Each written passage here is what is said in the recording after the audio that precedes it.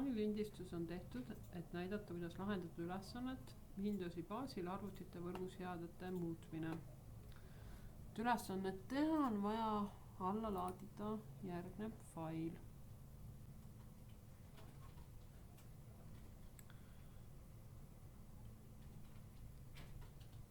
Esimeseks tuleb vaadata, mis võrgud on arvutis ja missuguse võrguga on arvuti ühendatud.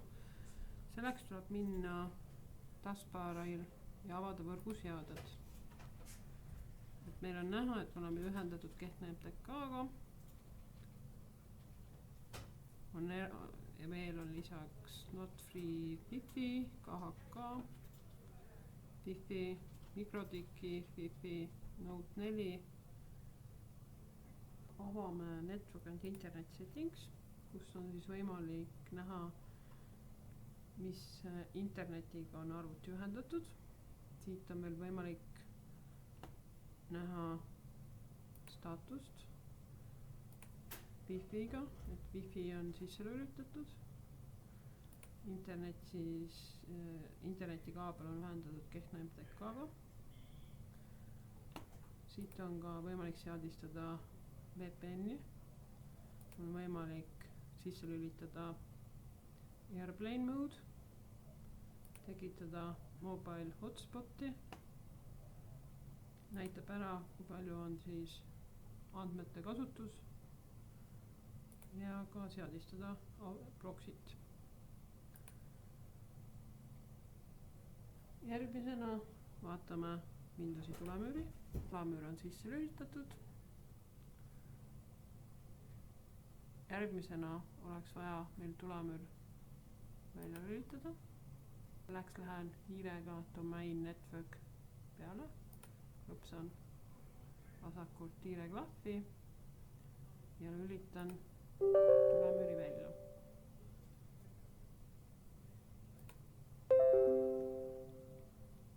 Nüüd on tulemüür välja lülitatud.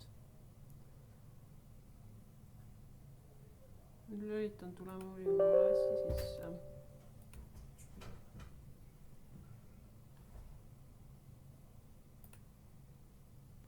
Järgmisena lähen Network Connectionisse. Network Connectioni vahelehelt on võimalik siis näha, missuguseid võrgukaarte on arvutis olemas. Network Connectioni alt on siis võimalik vaadata võrgukaardi staatust, vajutades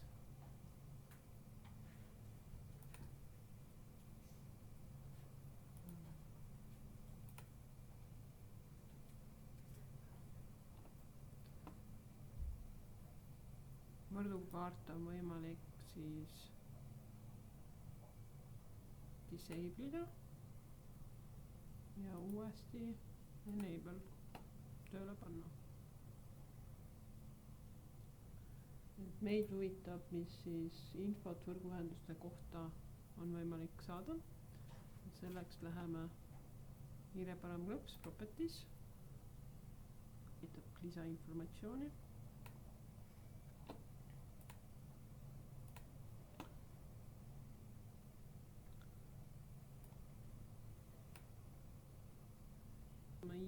IP staatiliseks täidame väljad antud IP aadressidega.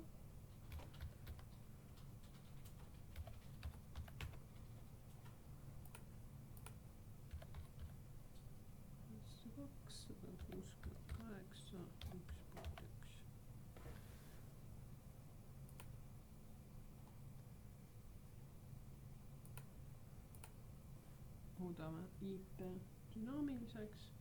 Linnukese obtain an IP address automatic